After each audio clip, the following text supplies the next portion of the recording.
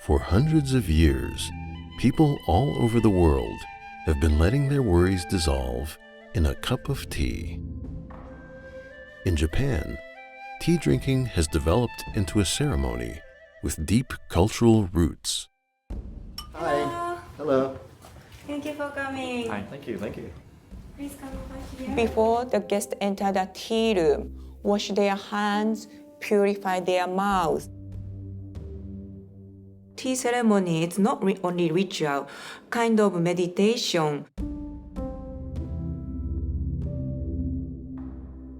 Meditation means once we enter the tea room, we have to leave our life, everything outside. This ceremony is also called the Way of Tea.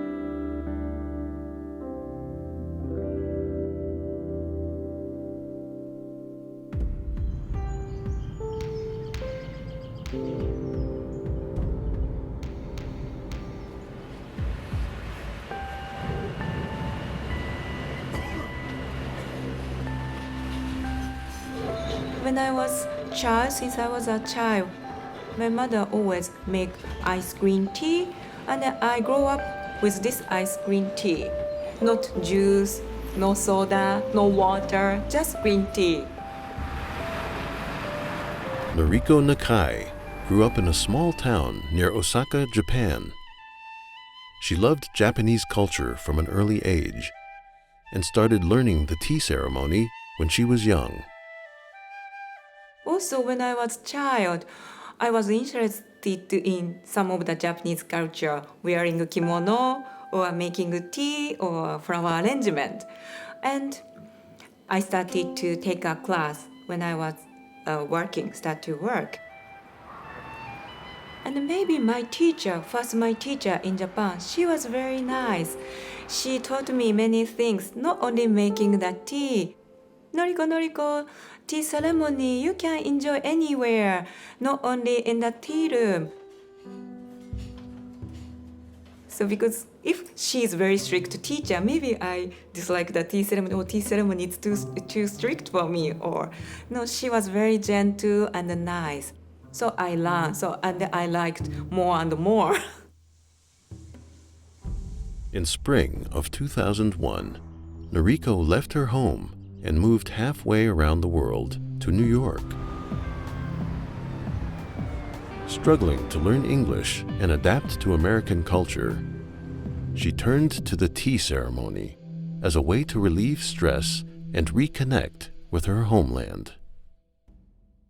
Since I came here, I started to take the class in New York, and I learned much spiritual aspect behind the tea.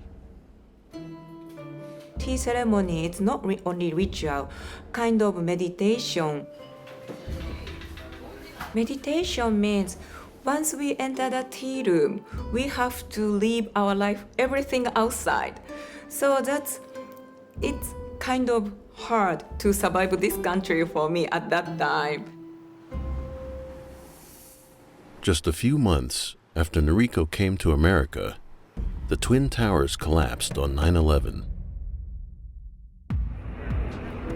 Only 2 miles from the tea house where she now works. Because I had an experience 9/11 this country, I depressed a lot. I really, if I'm thinking about that, almost I cry because I really depressed. And I really appreciate nothing happened to me. But same routine again, I almost forget. Because if we have a same routine every day, wake up, go to work, finish, go back to home, eating, sleeping, maybe people have same routine every day and feeling boring. So expecting something happen or something new, but we have to appreciate nothing happen. That's, I think, also basic spiritual things in tea ceremony. Also, there is a scroll in this tea room. That means it's today safe. Today safe means nothing happened. It's no news. No news is good news. The peaceful time, we have a peaceful time.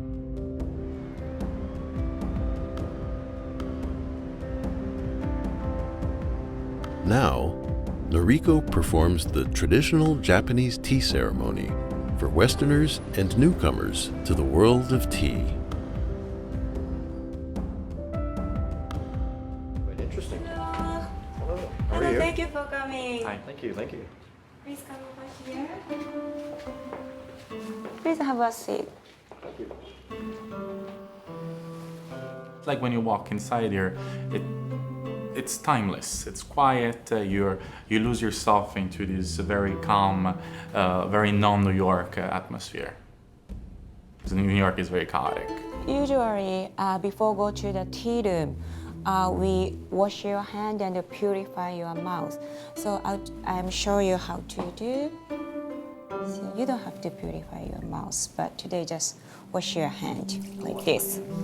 Just a minute. Sure. All right, that's all. You can take that. Yes. Yes. A little bit. Yes. And you just spin it. Let it out. Here you go. I feel purified. Right. Yes. And please take off your shoes and then enter the tea room.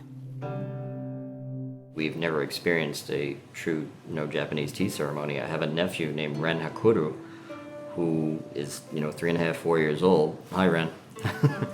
And I just wanted to experience more of her culture because I haven't been to Japan and I feel a little left out. When I serve the customer, for example, in this tea room, I'm always thinking about one of the Zen words, Ichigo Ichie. That means each moment, only once, never again. So maybe we have a same customer or same situation, but never happen same things. So that's why I always thinking about my guests, what they want. Because before it's just thinking of just myself. Of course, when I was a child and I was young, everything for myself, nothing for other people. I have to think not only myself, I have to think other people. That also makes me very happy. So that's also nice, very important. Sometimes forget though.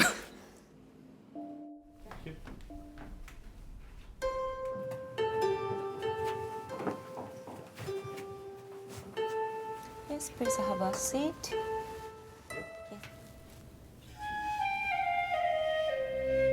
It's extremely heavily choreographed. How she sits and how she moves each of the tea instruments around. Even the way she opens and closes the door.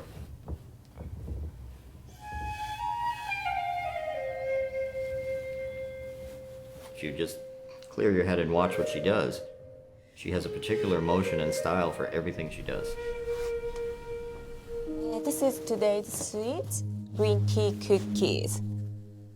So please wait to eat. I will let you know when you eat.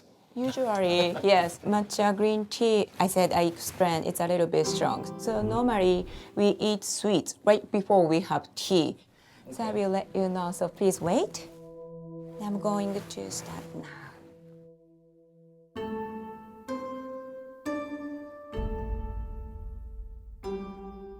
After the guests enter the tea room, the host begins by arranging the tea instruments.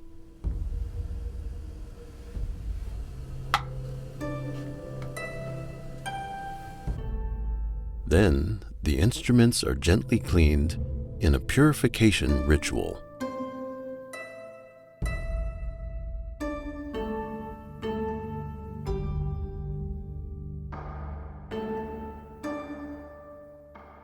Are we allowed to talk? Usually not. Japanese tea ceremony, it's not only ritual, kind of meditation. Normally, we have to live our life outside. So you just enjoy tea, sweets, and this time. That's good. You can do that.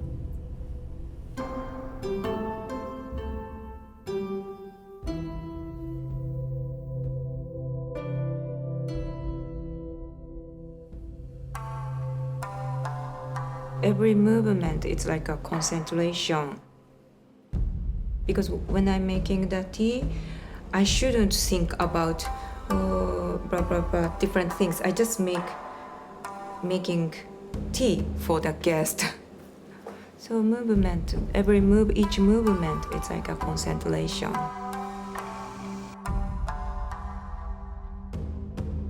In the formal tea ceremony, guest and host alike are bound by ritual and tradition.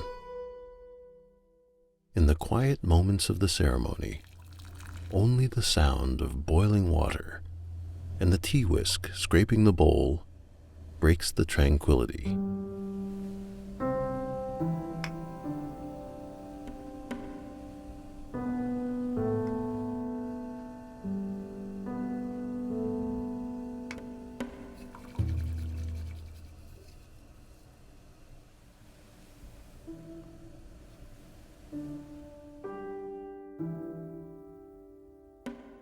She's so quietly reserved with a sort of an inner strength because she's here to educate you and invite you into the ceremony with her. But she's also a little firm and says you're not allowed to talk and we do things this way. And that was it was a very choreographed event. Even though it's a small ceremony, you can see there's a lot of history and time put into it.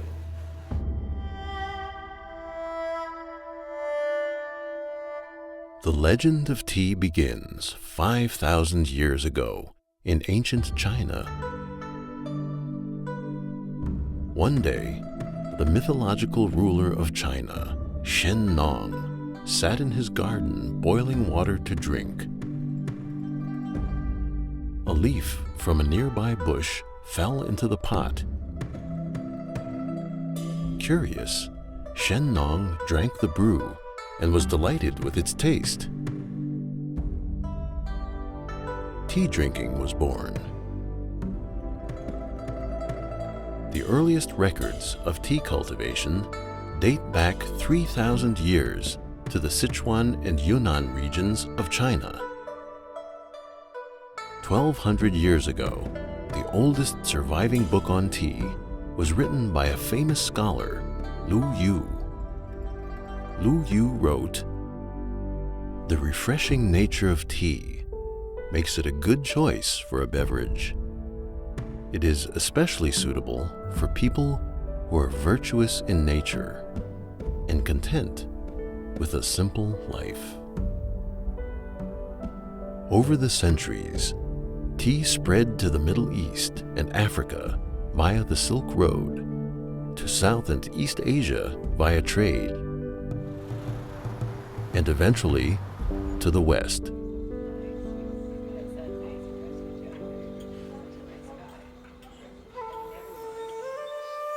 Today, high-quality tea leaves are still harvested by hand in the mountains, just as they were in ancient times.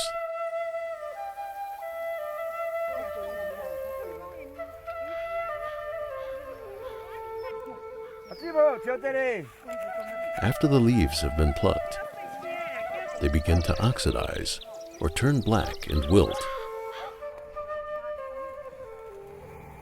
How long the leaves are allowed to oxidize determines what kind of tea they will become. But originally, all tea comes from the same plant, the Camellia sinensis. A contemporary of Lu Yu, the poet Lu Tong, wrote the following poem praising tea. 一碗喉吻润， 2碗破孤闷。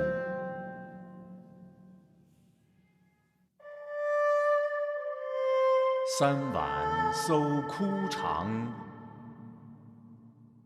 唯有文字5000卷。4碗发清汗，平生不平事，尽向毛孔散。5碗击鼓清，6碗通仙灵，7碗吃不得也，谁觉2夜，习习清风生。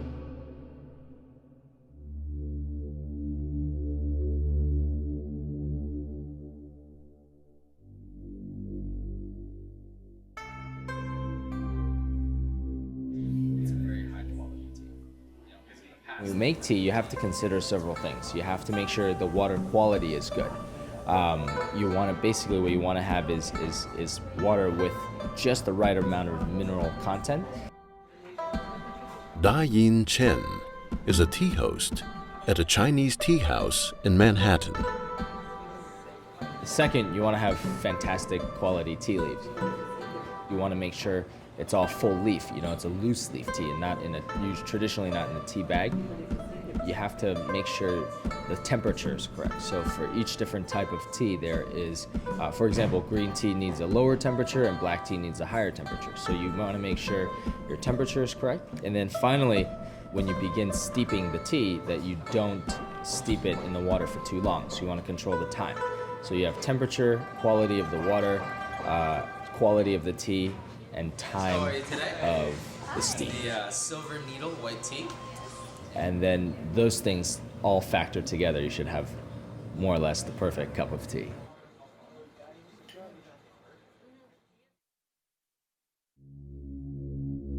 The tea make people very happy.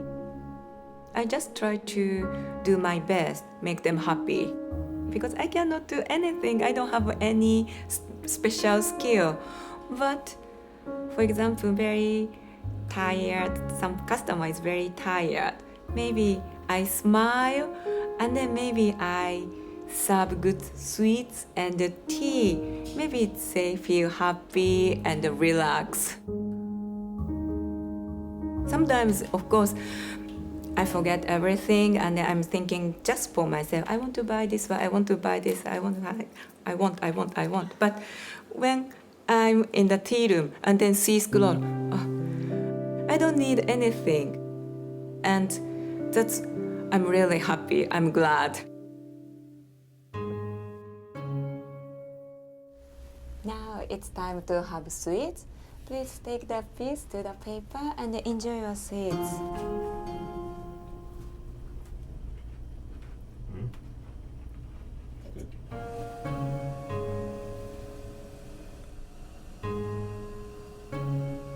Middle of the 16th century, one of the persons, Sen no Rikyu, made this style, the way of tea. At that time, many samurai warriors used to do the tea ceremony. One of the reasons they wanted to show how much luxury stuff they have.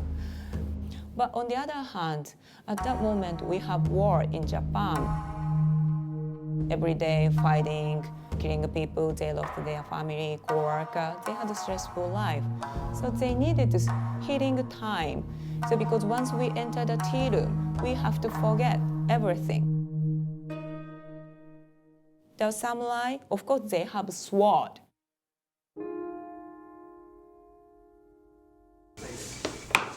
So I explained there is a small door. So they cannot bring from that small door. They have to leave their sword outside. So it means they have to live their life outside.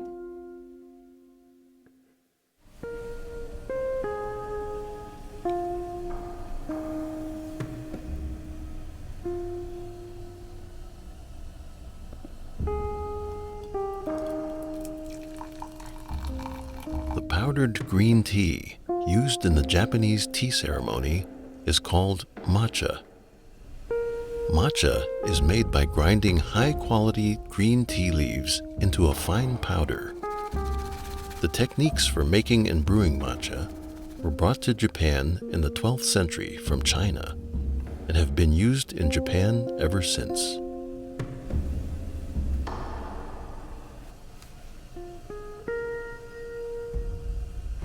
Here you go. This is for you, Luca. Japanese tea ceremony, we serve one by one. First you drink tea. During he's having a tea, Patrick, I'm sorry, you have to wait.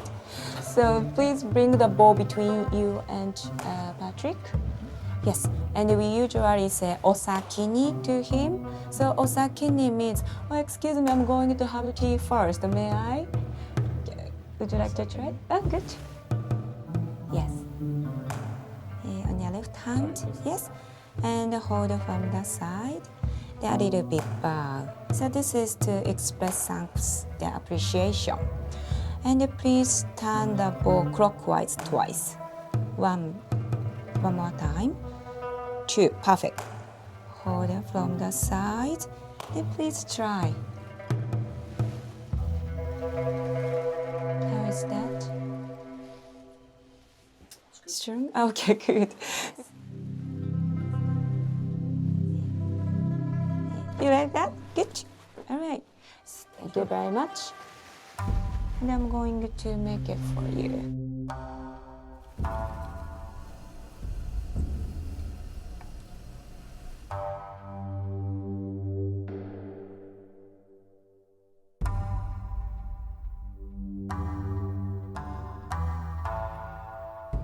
Thank you for waiting. So you don't have to say any osakini, but still please bring the bowl between you and Luca. And this time, a little bit long words. Oshoban itashimasu. Itashimasu. So that means let me join you. Yes. And after that, do you remember? It's the same. Yes. And yes, twice. Two. Perfect. That's all. Very serene and kind of, you're supposed to meditate a little bit and kind of separate. She described it as separating yourself from the rest of the world, which here in New York, we're not really good at that. So I gave the meditation a try, and I think that was the most interesting part from our perspective of, it's not something I do every day. I don't sit down and try and clear my head of thoughts, and it just usually doesn't happen. But then I'm just waiting for the BlackBerry to beep again and time to go, so.